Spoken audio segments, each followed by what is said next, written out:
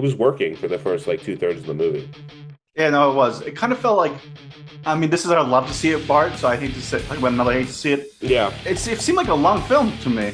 it seemed too long, to be Yeah, honest. yeah, it felt like at some point he got frustrated. He's like, all right, I've given you guys already too much.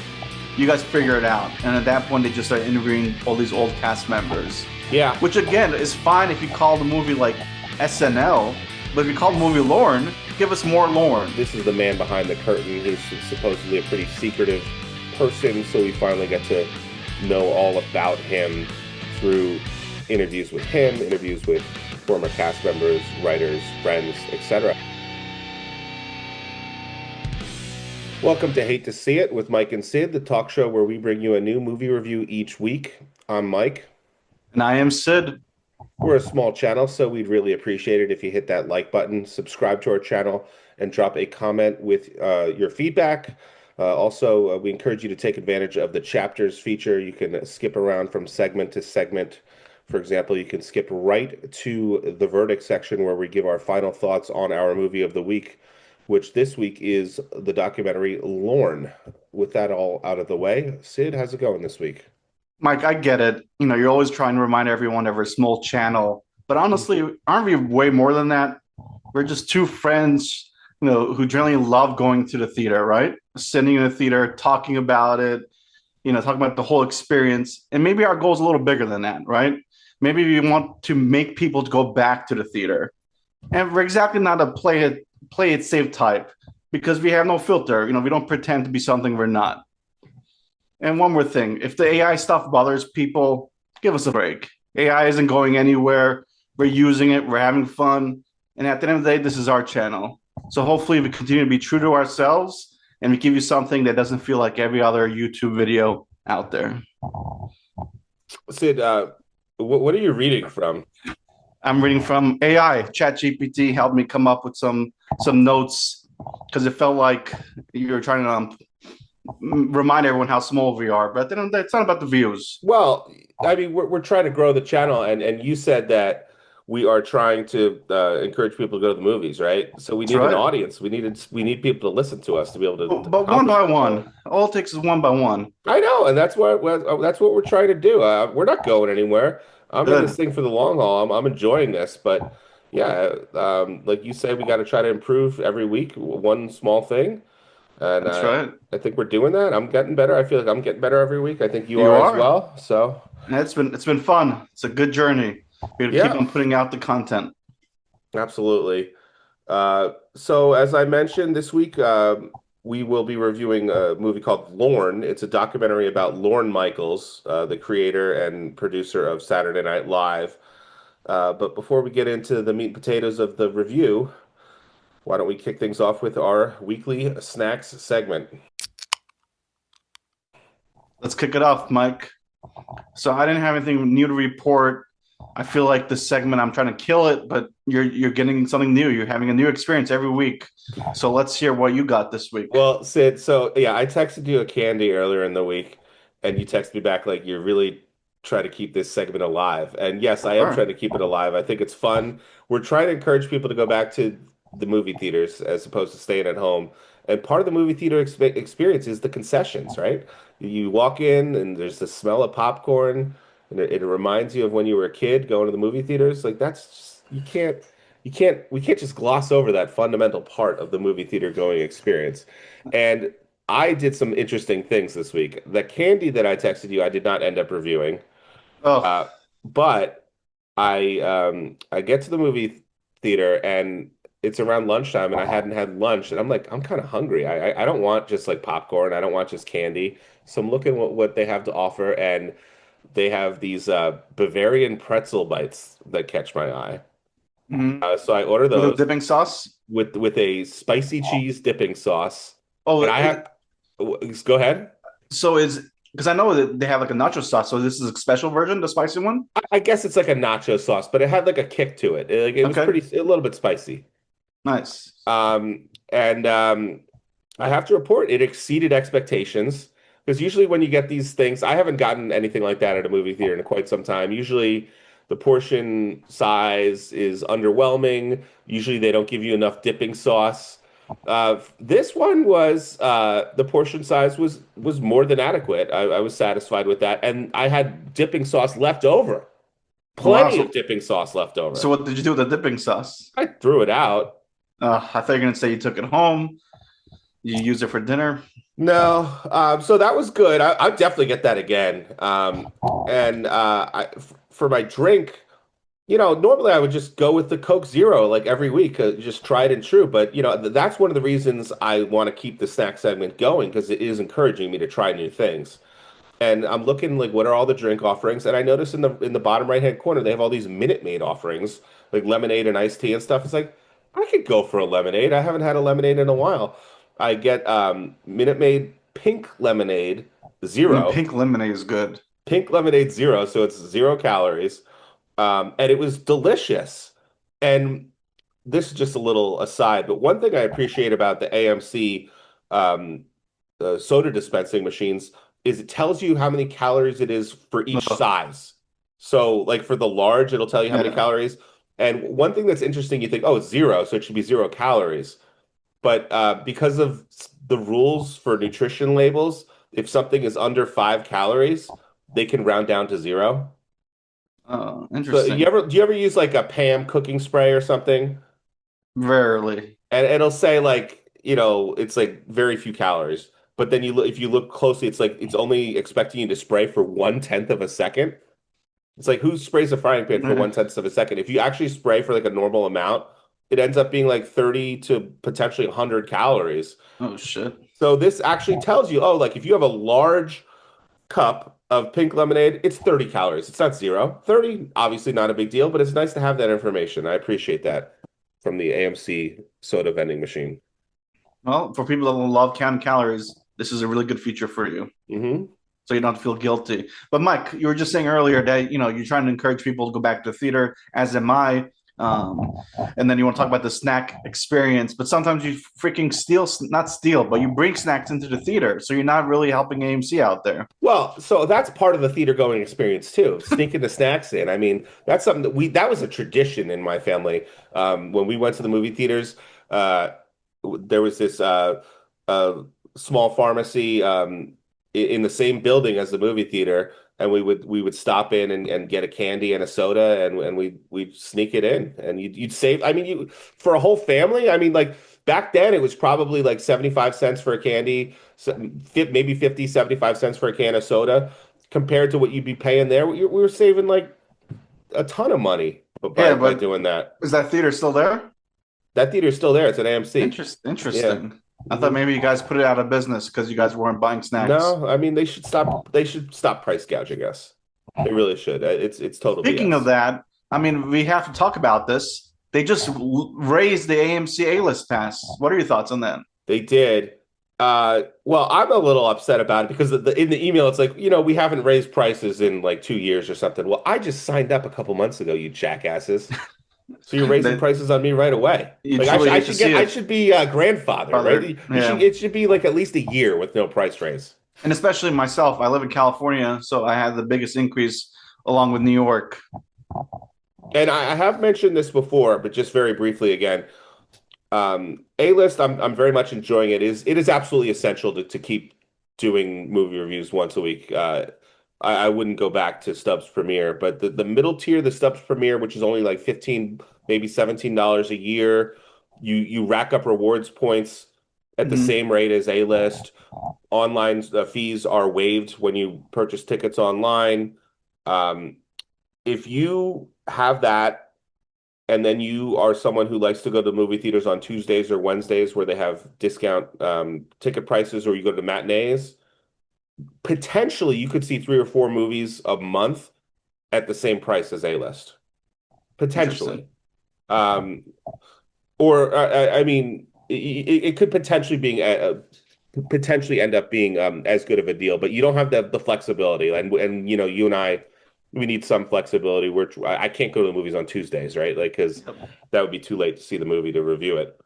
But Very true. yeah, Either way, I still think it's the best deal in media out there in entertainment. So if you're yeah, not an it's still a A-lister, great sign deal, up. but eventually it's gonna creep up on you. Yeah, Like but they're also raising ticket prices too over time. yeah, yeah. So We'll see. All right, let's get into it, Mike. Let's get into our next segment.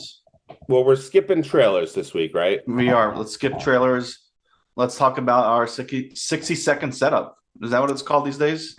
Yeah, we're calling it the 60-second setup. As I mentioned, this week it's the movie Lorne, and I can do the setup if that's all right. Yeah, and I have the clock ready. Let's see if we can get this under 60-second, Mike. All right, as I mentioned, Lorne is a documentary film about Lorne Michaels, the creator and longtime producer of Saturday Night Live. The hook for the movie is, at least the way it was promoted, is this is the man behind the curtain. He's supposedly a pretty secretive person, so we finally get to know all about him through interviews with him, interviews with former cast members, writers, friends, etc. And that is basically the movie. You did it under 60 seconds. Great job, Mike. All right. Anything you want to add? Nope, that was perfect. Let's not get over to 60. Okay. Um, so I guess that means we can move right into hate to see it. Hate to see it. Do I'll you? go first. Yeah, why don't you go first? Sure. So you just talked about this is really opening the curtains behind the scene look at Lorne, who's been secretive throughout his career, right? Yeah. So what I hated was they really revealed a lot about Lorne, right? At the end of the day, did this movie really expose us to who really Lorne is? I know it talked about a little bit of his background, where he grew up. I believe he grew up in Canada and then moved out to the States at some point. But again, a secretive person is not going to really give us too much, right? His personal life wasn't really discussed. I did learn he's got three kids, I believe, two or three kids and a wife. Yep. Three I kids. don't Yeah. Three kids. I don't think I ever knew that. But what I really hated was I truly, at the end of the day, don't think we learned much about Lorne. To me, it felt like more of a opening the curtains on SNL. Like I'm sure there's got to be some other things that have been done in the past to document SNL, but for me, it just felt like more about talking about things that happen throughout the week to get them ready for the show and all that good stuff. So what I really hated was I wanted more. I wanted, if you're gonna call a movie Lorne, give us more about Lorne. I totally agree with you, Sid. And my first hate to see it is very similar to yours, so I might as well just get into it. Get into it. I'm calling it the end. My hate to see it is the end of the movie. It's really like the last third of the movie or so. I thought the first two-thirds of the movie, we were learning about Lorne. We're getting his backstory, how he gets into television in Canada, how he moves to LA, how he starts producing for Lily Tomlin, and that allows him to eventually get the job at SNL. We get a little bit about his childhood, how his father passed away when he was young, how he went to these summer camps, and put on these sketches, sketch comedy shows for other kids at the camp. So we get those little details, but it left me wanting more as well. It's like it felt like it didn't tell the complete story of his life. And the last third of the movie, it just like stopped telling the story altogether. Yep. It seemed like it was just these random interviews with like John Mulaney and Conan O'Brien and all these other people, which was fine. That those types of interviews are sprinkled throughout the movie, but it stopped telling there stopped being a narrative to the movie. It's just like they just tacked on a bunch of interviews for no reason. They didn't know how to end the movie, or maybe Lorne Michaels just wasn't cooperating with them. But yeah, it felt like an incomplete movie to me. Yeah, it felt like at some point he got frustrated. He's like, all right, I've given you guys already too much. You guys figure it out. And at that point, they just started interviewing all these old cast members, Yeah. which again is fine if you call the movie like SNL, but if you call the movie Lorne, give us more Lorne. Yep. Um, Speaking of cast members, I mean that reminds me of my second hate to see it. If you let me Yep, let's keep go. the snake draft Snake situation draft all the going. way. Um, my second hate to see it is missing cast members. There's cast members that I wanted to hear from that were totally absent from the movie. Other than like some clips from old episodes of the show. There's no Dan Aykroyd. There's no Chevy Chase. There's no Bill Murray. David Spade wasn't there. Dennis Miller, Colin Quinn, Jason Sudeikis was a Yep. longtime writer on the show and cast member. He wasn't there. Even Pete Davidson wasn't there. And that's just off the top of my head. Like there's a number of Will Ferrell. Will Ferrell wasn't there Oh at all. yeah. What is Will? I mean, Will seems like he's always at a basketball game or football game or hockey game. Like this guy has plenty of time. Yeah, I mean, I feel like these are some of the people that could have really given a lot of insight on Lorne, and we didn't hear That's a good from them. point. Yeah, so that was a hate to see it for me. Question, Mike. I don't know if it's an appropriate time to do this or not, but if you look back at SNL, what would you consider the best? Well, let's do it this way. I don't want to say best. What was your favorite cast? So, Like which era? I mean, I didn't get into it like really, really into it until like the Will Ferrell era. So, like, I mean, I was aware of like the Adam Sandler era, like Chris Rock. with Mike Myers and David Spade and Chris Rock. But I didn't get really into it until Yep. the Will Ferrell era. Chris Kattan and Tim Meadows and Tracy Morgan, Tina Fey. I mean, In yeah, effect, yeah. So I mean, that's probably what I'm most nostalgic for, even though the era before it is probably better, which would be like you're talking about. like Adam Sandler era. Yeah. Yeah, Yeah, same here. I'm nostalgic to the era you're talking about. But after, because I've gone back and watched a lot of the old eras. But yeah, the era before is probably my favorite now that I've rewatched some of those old clips. I mean, they're timeless clips with Sandler and all those folks. yeah, yeah. Um, do So you have another hate to see it? I'm trying to think. I don't know. I think that first thing that you and I really disliked is really the main one. Yeah, Because again, when you title a movie something, you go into it with expectations, and then when you don't get those expectations met, it kind of leaves a sour taste in your mouth. And this is not, I don't know, maybe I'm sure you do, but this is not a type of film where like there's a plot, right? So it's not conducive, in my opinion, to like say like, oh, they could have done this a better job of this. I didn't like this. But let's hear where you got, Mike. Maybe you got something I'm missing. no, that covers it for me. I try to limit myself to once you get more than that, unless the movie was just terrible. I mean, that Yeah, I think we covered it. good. So let's transition into our love to see it. All right, let's hear what you got, Sid. So I said I didn't like that there was not enough Lauren, but I also mentioned I like that there's a lot of SNL stuff. So Yeah, I did like the behind the scenes, like the routine they had. Like they all go to dinner during the week as they're preparing for the show, like all the cast, the person that's hosting. I like that Lauren is he's got his schedule, he's got his ways, right? So they go to the same Italian restaurant every single time. I like that they all gather up in his I mean, the office isn't that big, but they all gather up into a small office.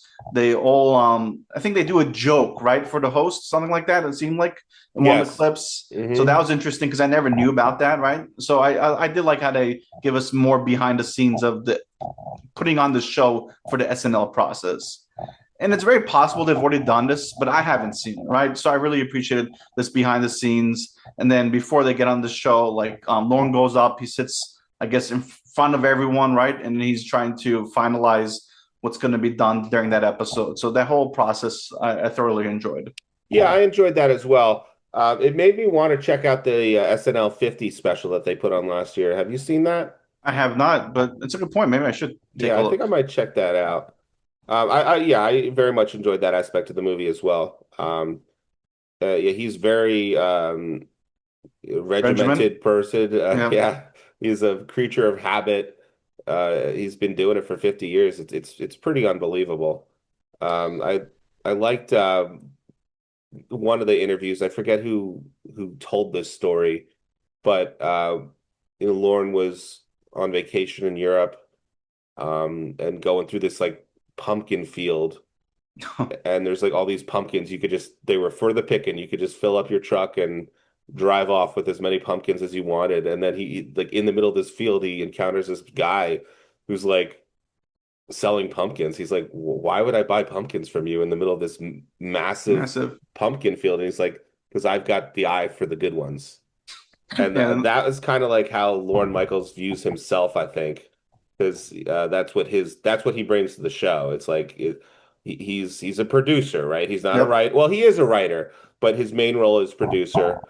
He's the one in He's the charge captain. of putting the cast together and picking what skits are gonna actually go on the air and bringing all of them to life. So it's a tough job, and I guess it can be a thankless job, but he's obviously one of the best to ever do it. And it was great seeing how much appreciation the cast members had. Another thing that I really loved. Oh yeah, absolutely. I mean, they're so loyal to him. Oh yeah, for sure. What's his name? Malarney? John Mulaney, he's in Mulaney. it a lot. He's in it He's quite in a a lot, lot. and Yeah. honestly, I didn't even know he was part of the show. I guess he was just a writer, right? He wasn't a cast member. Yeah, he was a writer. So I didn't know that going into this film. So that was a new tidbit for me. But like he's because it's been very documented that he's had his struggles. He's talked about it with his wife Olivia Munn. But basically, when he was in rehab for the second time, Lorne calls him up and is like, "I'll stay with you the entire time, like on the phone. Like we can talk about whatever you want." It goes to show you how much Lorne cares for the people that worked for him. Yeah, absolutely. And which I think was almost a little bit of a downside in a way to the movie as well, because it just comes off as everyone is just praising him and brown nosing him, and there's it's a very one-sided documentary. Oh, that's a good point. It was nice to see some. Because I mean, he's certainly burned. There's certainly people that, oh, if you're doing that kind of show Yes, for 50 years, I mean, he's responsible for firing people. So I'm sure there are plenty of people who are, don't would have negative things to say about him, right? for sure. And I don't remember exactly how this was said. Maybe you remember this. It was another good quote about Lorne that again he's very regimented. Were they talking about like his personal life is regimented, or was it like his work? They were saying something about like because one is so what's the word, unpredictable that I think that's what it was. They're saying Oh, like, SNL is so unpredictable that he makes his life very regimented. Was that it? Did I get it right? I think you're on the right track there. I think he's just saying, well, I think what he was saying is just it's so demanding, it's so the time consuming that everything else needs to be he has to have all his other ducks in a row. He can't be like waking up in the morning and figuring out what he's going to wear, what he's going to eat, right? Yeah. That's all going to be taken care of. So I think that's what he was And that saying. really hit home for me. Not that my job is demanding, but when I'm at work, I'm always giving the 110%.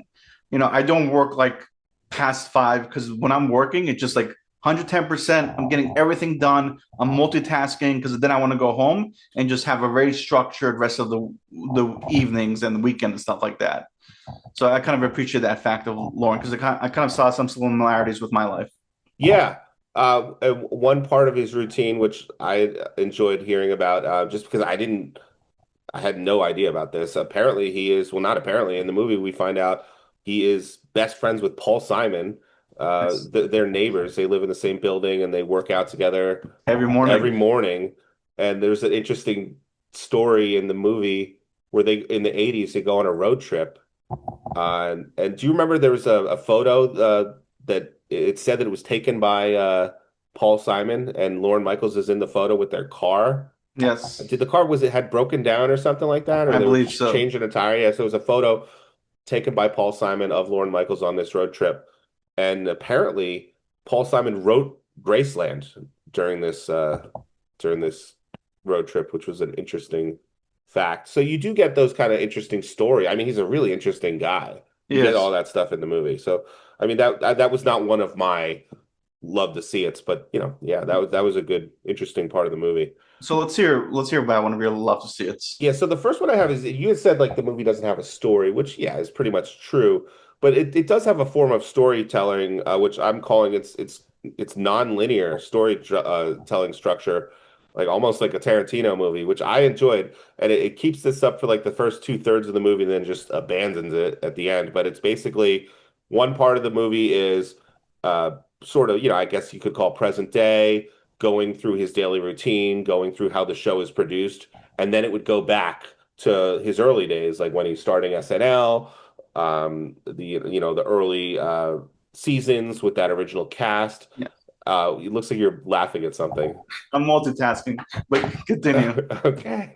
And then how he doesn't renew his contract. He leaves the show in 1980. He's not on SNL for 5 years. I didn't know that. I completely forgot about that. I And mean, another, it just I was another cast member that I was wondering who did not show up in the movie. He's briefly mentioned by Chris Rock is Eddie Murphy.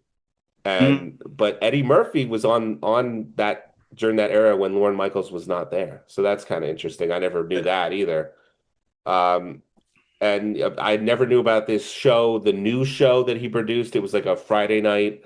It was supposed to be a Friday night version of SNL, but it was not live. It was pre-recorded. It was only on for like 9 episodes and was canceled. So it's kind of interesting to see how like he had some failures as well. for sure. And yeah, yeah, so the movie was kind of going back and forth between those those two stories, I guess you could call them, which I found engaging. But and in the end, it was ultimately unsatisfying because I felt like they didn't finish the story, as I talked about earlier. But it was working for the first like 2/3 of the movie. Yeah, no, it was. It kind of felt like, I mean, this is our love to see it part, so I hate to say, talk about another hate to see it. Yeah, It seemed like a long film to me. it seemed too long, to be honest. Yeah, I wanted it to end like 20 to 30 minutes yes, earlier. same Either here. that, or if they actually finished the story, I could have dealt with another 20 minutes. But it Yeah, just the last 20 minutes or so was just random interviews with John Mulaney and Conan O'Brien. And Conan O'Brien was hilarious. He tells some funny stories, but it's like there's no point to it anymore. And it's just like, what's going on? Let's just wrap this thing up. yeah. This. So back to positives. Was there anything else that you loved? Well, I was just gonna say nostalgia. It did make me nostalgic True. for SNL, and I actually want to like check it out. I haven't checked in on SNL in years, so I don't know if I actually will, but it kind of makes me want to. I know in our group chat with our friend Castania, you guys were talking about how so much of life has changed. I imagine the same was in SNL because, like, back in the day, everyone would gather to watch SNL, right? Like, you were excited to find out who the host was, and then you would watch the episode. But that kind of environment doesn't exist anymore, right? You don't Yeah. you rarely hear about people saying like, "Oh, wow, this week so and so is going to be the host. Like, I can't wait to watch it." I mean, Or you have, the band was always a big deal. The oh musical yeah, guest was always a big deal too. and maybe I mean the people that are current in the music industry we're not really fans of, so maybe that's why we don't know it. But yeah, it seemed like an event back in the day. Yeah. I'm gonna touch once we get to the verdict, I'm gonna touch a little bit more on that because it folds into what my review of the movie is gonna be. Sure, is that next actually, or because we're not Yeah. gonna do any what ifs this week? Well, I was thinking just, if we did a what if section, what if instead of a Lorne Michaels documentary, it was a Conan O'Brien documentary instead? It's just a totally different movie. Yeah, I'm for sure. I mean, you could do that for a lot of those people that No, but cast. it doesn't really make sense to do what if Yeah, for no, a it doesn't. documentary. So I think What if that they give means us more Lorne? That would be it, right? what if Like they gave us more Lauren? Yeah. with a proper Yeah, conclusion. what if they finished the movie? Finish the damn story. Okay. So I guess that means that we are ready to move on to the verdict. Yeah, let's do it. Why don't you go first, Mike? Kick it off. Okay. So like for the first 2/3 of the movie, I was really enjoying it. I was gonna give it like probably 3.5 stars or something like that. Love to see it, but because I just don't think they finished the movie, I'm gonna give it a hate to see it. I'm gonna give it 2.5 stars. I mean, the analogy I would give is like if you ever handed in an assignment in school, like maybe like a book report, and you didn't read the book, and like the teacher hands it back to you, and you look at the grade, and it's not an A, it's not a B, C, D, or even an F. It's an I for incomplete. I think this movie is incomplete, which makes it kind of hard to grade, but I am going to give it 2.5 stars because it's not a terrible movie. I enjoyed a lot of it, but it's an incomplete movie, which is unfortunate.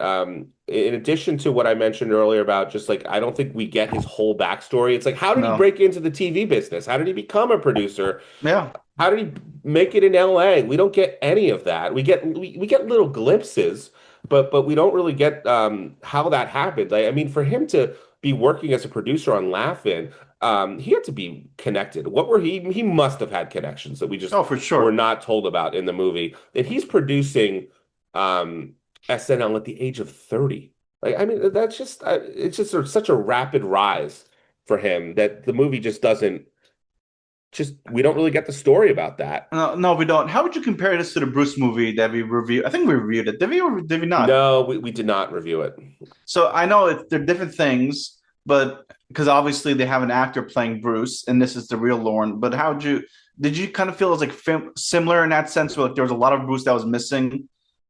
So I thought the Bruce movie was better than this because of that. It was It was better, that was a yes. time capsule movie. It was very Yeah. intentional about what it was covering.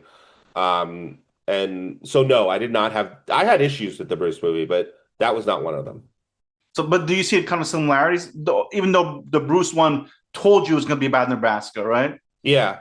I did still feel like I wanted more, even though they told us we're not going to get more. It kind of like felt like I don't know. I was underwhelmed in that same sense, even though they promised us different things with this movie. Yeah, no, I hear you. A lot of people felt that way about the movie. Um, so yeah, I could see that for sure. So for Um, me as well. well, can I finish my review? Oh, I thought you were done. Sorry. Go No, ahead, sorry. sir. The other just point I wanted to make is Finish your review. with the movie not with it being incomplete is another thing I really wanted them to touch on is for me, I think for you, it really feels like SNL has not been culturally relevant in like at least a decade for like a long time. And they've been dealing like all of television with declining ratings because of the move to streaming.